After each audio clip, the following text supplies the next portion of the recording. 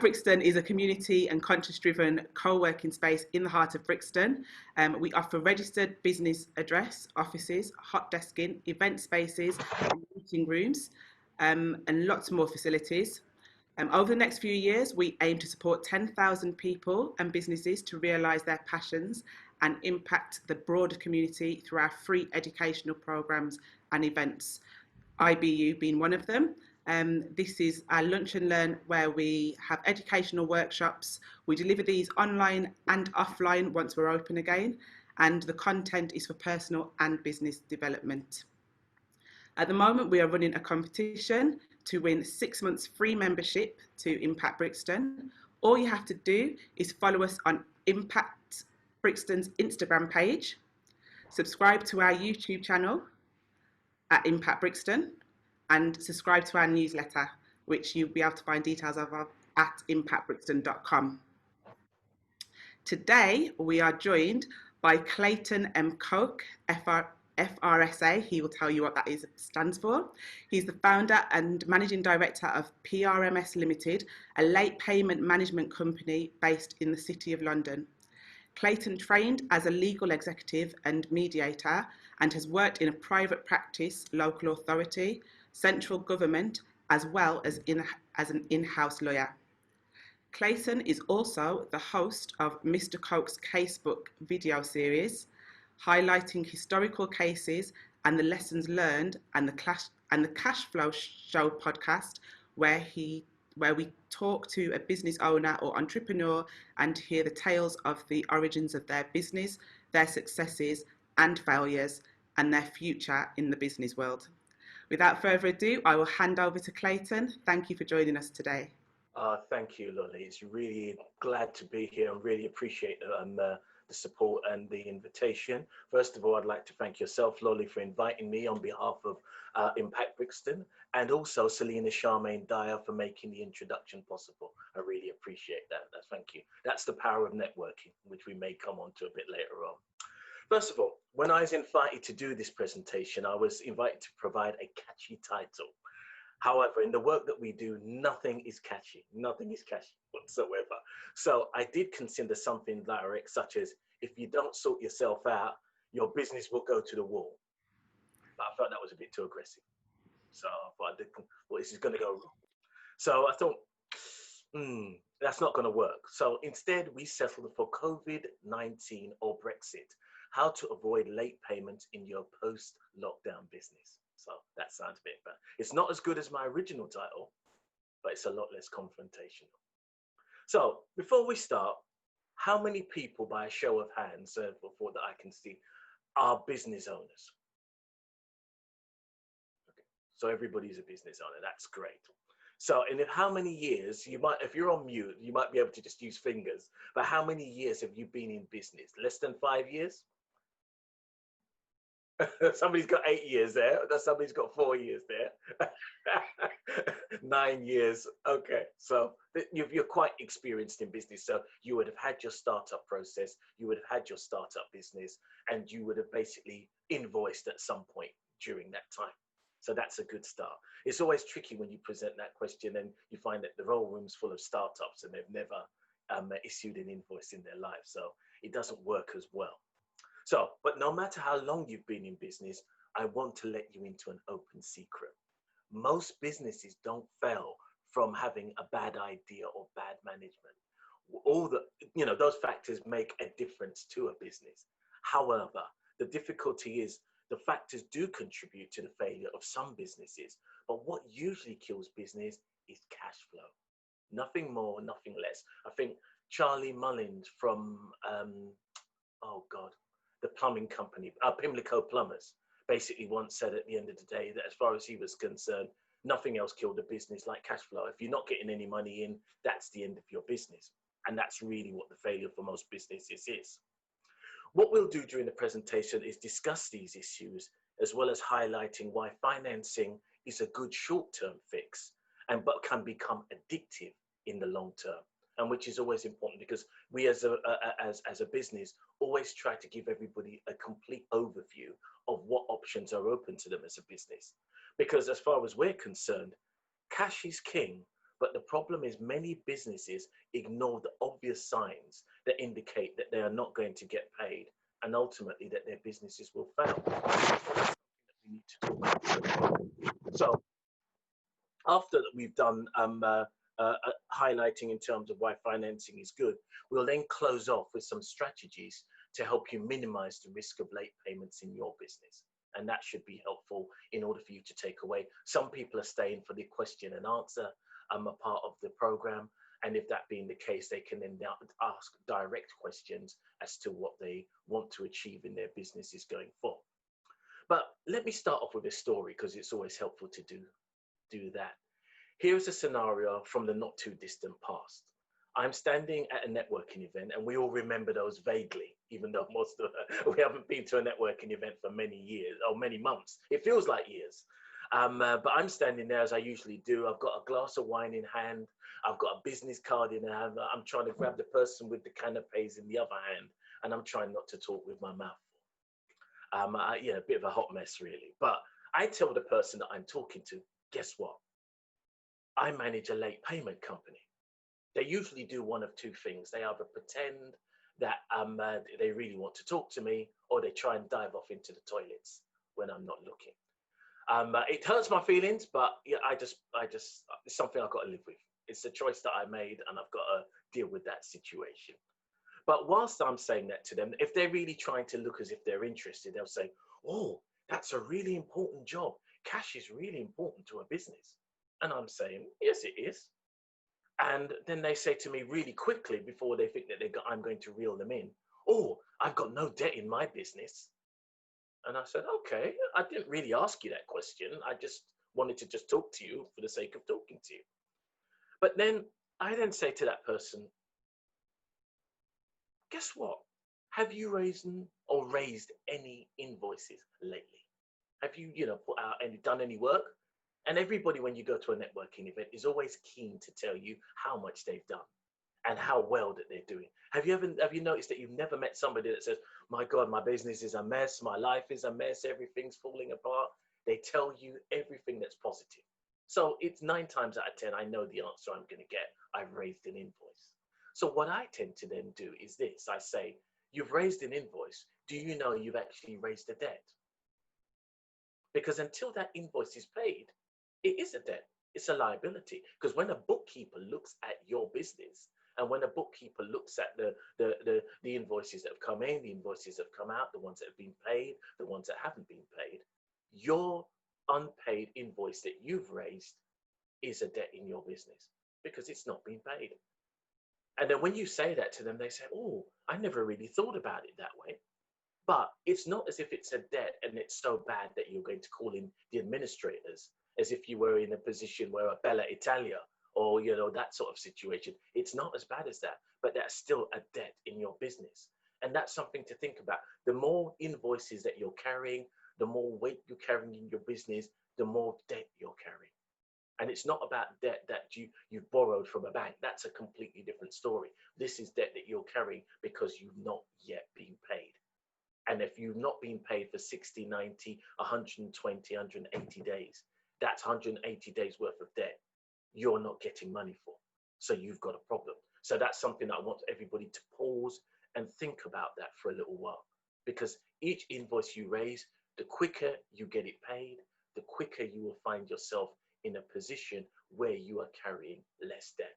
And it becomes addictive because once you start doing it, you start enjoying that process.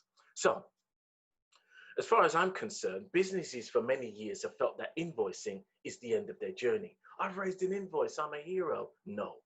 Getting the work in, getting the work done, they all have their challenges. But getting paid for the work that you do is the hardest challenge of all. So let's look at the current landscape, because in a recent market finance survey, market finance used to be market invoice, but they changed their name because as far as I think invoicing was too limiting for them. So they now cover a spectrum of market finance. And they're quite a company that really grew up out of the fintech era. Now, market finance are now saying 85% of businesses and business owners have felt out of control in their business over the past 3 months. So basically from lockdown, 85% of people have felt that they have no control of their business. And 60% of business owners, they feel exposed to conditions beyond their control. Because they're waking up every morning thinking, who's going to crash? Who's going to basically say that there's a lockdown? Who's going to say the pub's open? Who's going to say the pub's closed? People are confused. And when you would then apply that to people's businesses, that then creates anxiety. I remember 18 months ago that the figures for outstanding invoices owed to SMEs, that's small, medium, and enterprise businesses, was 44 billion. That was what was estimated, what was owed between SMEs in the UK. Now, we've got a new figure now, and I wonder if anybody can write on a bit of paper and hold it up what they think that figure is now. So it was 44 billion 18 months ago. What do you think that figure is now? SME debts owed between business. I've said to everyone, you can pop it in the chat box if you're able to. Okay. I'm going to about 80. 300 billion, 67 billion, 88 billion. Getting close. 133 billion since lockdown. 133 billion. That's the amount of money that's owed between SMEs. While everybody's been sitting at home, watching Netflix, trying to maybe learn a new language. One is mine, says.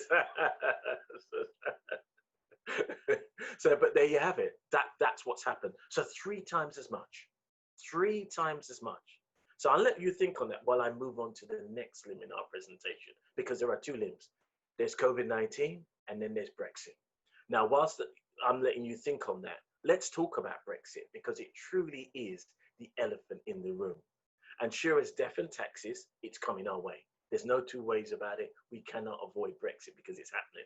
So those who have traditionally had customers or clients from Europe, my simple advice to you is get your affairs and get your business in order, because we're in July. And as I said, come hell or high water, COVID-19 or not, we're leaving the EU. And if you haven't managed to resolve those issues by then, you will find that you're stuck under bureaucratic layers of red tape and all the other stuff that goes with it. Why? Because if the government's handling of COVID-19 is a test run for Brexit, then you might not have that much faith in the government. And those are the things that make business owners nervous and the market's very jittery. So therefore, if you want to get ahead of the game, you know, there are lots of ways that you can deal with this. And I'll just give you 2 ways, because that's the easiest way of dealing with it. So the first one is create your own processes. And 2 is to seek funding.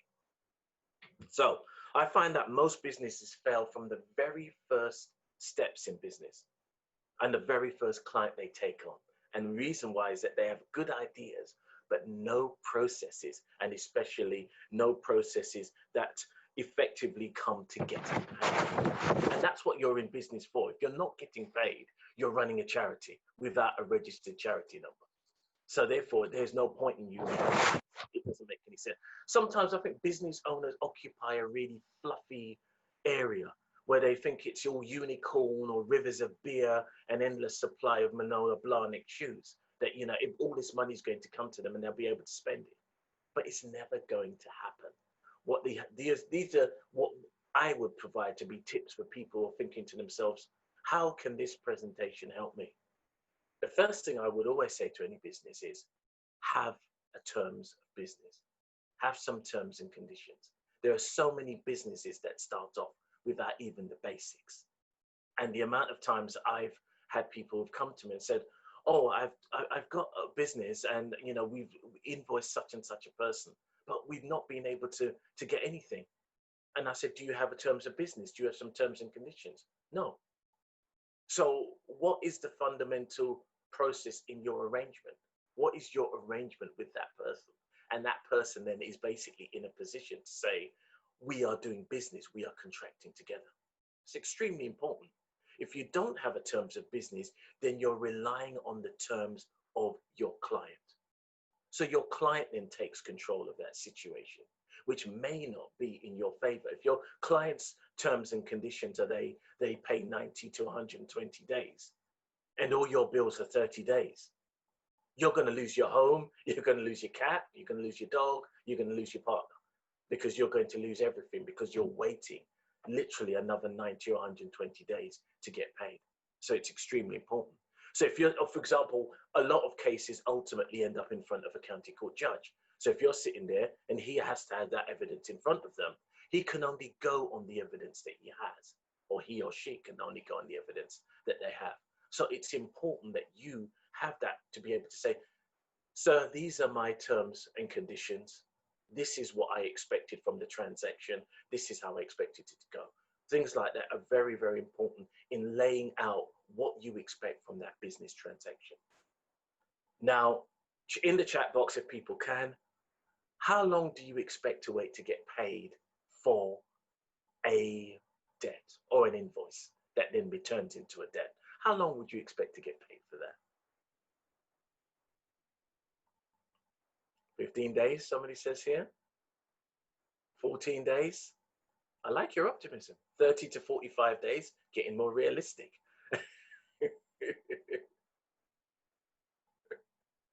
Okay, that's interesting. 21 days, okay. Good, good, good. Now, your expectations are good. I like expectations, they're important because it helps drives us what we think. I have a thing that says, say no way to 90 days, because most people find themselves in a position where they're waiting up to 90 days to get paid. Now, if you're waiting longer than 90 days, you are increasing the risk of non-payment in your business. One thing I will give as a sidebar, as a tip, just because you've got a friend doesn't necessarily mean that they're going to pay you eventually. Unfortunately, it's your friend that is the one that doesn't pay you at all. So if you've ever had that kind of relationship in business, it's not good. Don't mix it, love and money, it doesn't mix, it doesn't work. I'll tell you from bitter pay. But we'll move on from that, my personal life. But the simple thing is, if you pay VAT, then it should be an indicator that your client hasn't paid you. So if your VAT bill comes in and your client's invoice, the red client invoice that you raised hasn't been paid, you've got a disparity. I mean, I'm not breaking a confidence when I say I used to have a client who used to ring me up and she would say, Clayton, my VAT's due. I need to get these invoices in. And that was the spur for making her get the invoices in, that the VAT was due. Your process, every month you should be reviewing your invoices that are outstanding and finding out where they are in the process. Even if you're not doing anything, you're at least reviewing. So that's really important. But here are the current statistics in relation to invoices getting paid. So 50% of people anticipate waiting between 40 to 30 days beyond their normal terms. So if normal terms are 30 days, they expect between 45 to 60. 15% said they could be waiting between 3 to 6 months longer to get paid.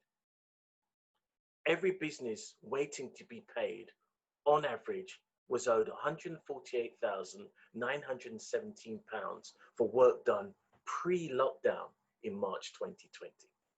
That's £148,917 for each business. That makes up your 133 billion. So those are the figures that we're dealing with. And before I close off that section of sort of the general tips, learn to trust your gut, learn to say no. Because sometimes saying yes to somebody, or the person that rings you at 5 o'clock and then basically says, oh, can you take this on for me, blah, blah, blah, is usually the person that's going to give you a lot of grief and a lot of hassle. And I can see some nodding heads there. The people who come to you in a panic like that, there's always something wrong. They make their agenda your agenda. And it always, whatever work or whatever money you get from there, it's never, ever satisfying because the amount of grief that you have. It's always there. If your client feels wrong, don't take it on. That's my mantra. If your client feels wrong, don't take it on. Because that's part of late payment recovery. Because the problem is, somebody says here, they're showing you how they operate. They are indeed. And that's what makes the sense. So therefore you have to use your, sometimes makes avoiding late payment is not always about necessarily collecting the debt. Sometimes it's not jumping into river with somebody at the end of the day who's going to drag you down. So something to think about. So what happens if you desperately need cash? You know, things are not working, but you want to stay on the right side of the law. When I was younger, people used to put stocking over their head and rub a sub post office. But because post offices don't really have that much cash in anymore, people don't do it. So, well, in the short term, you could do this, something that's similar and get a CBILS loan. But I better tell you the bad news about CBILS loans. 50% of those that applied for CBILS loans have been declined. 43% of businesses that applied for a CBILS loan were unsuccessful in securing it.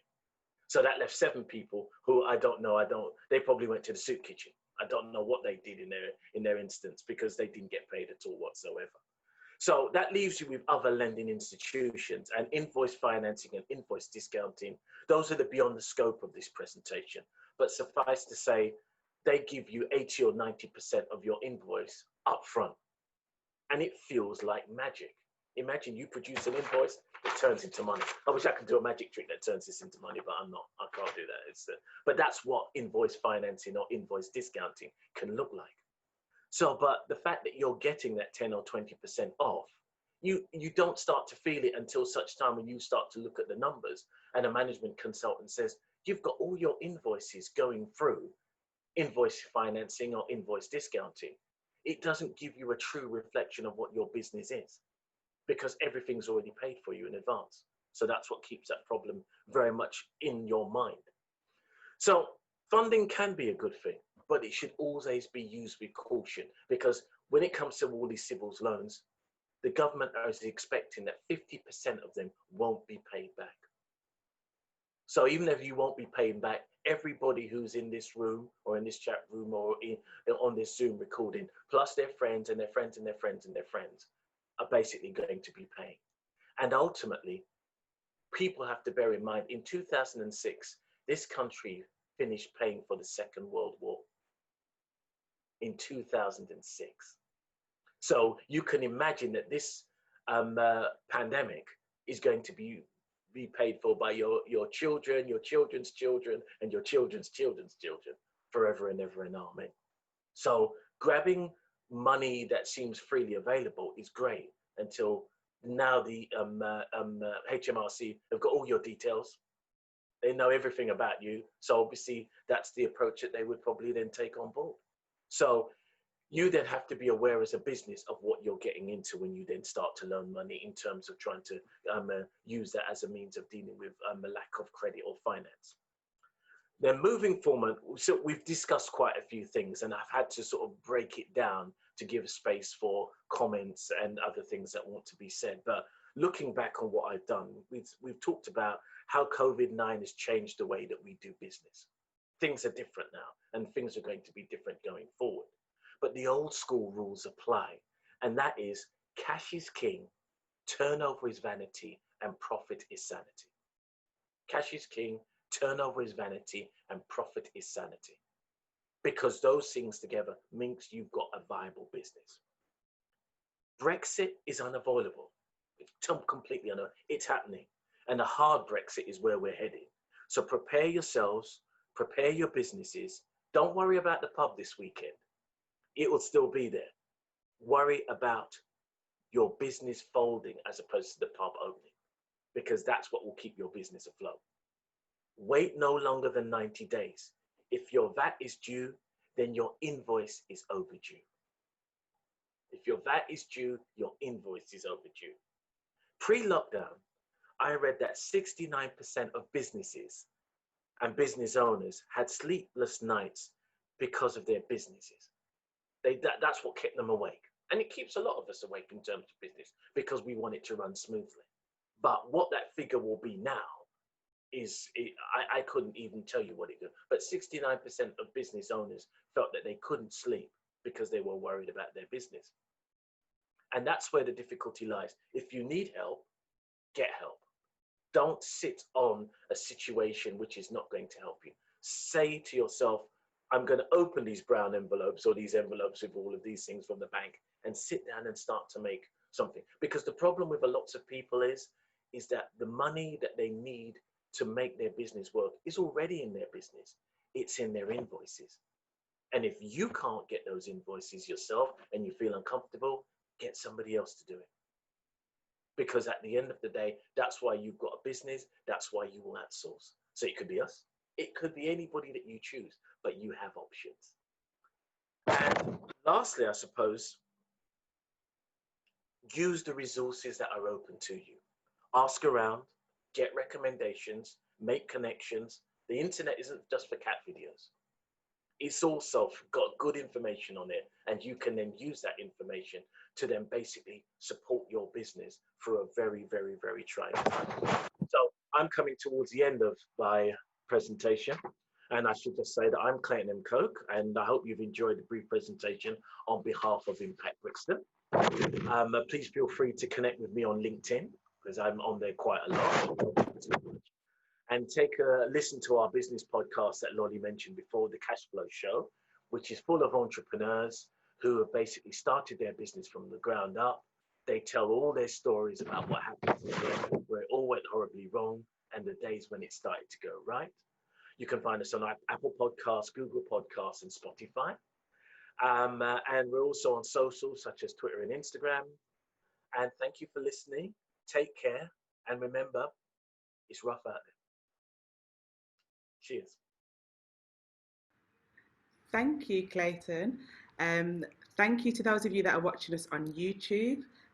Please subscribe to our channel, and we shall see you next week.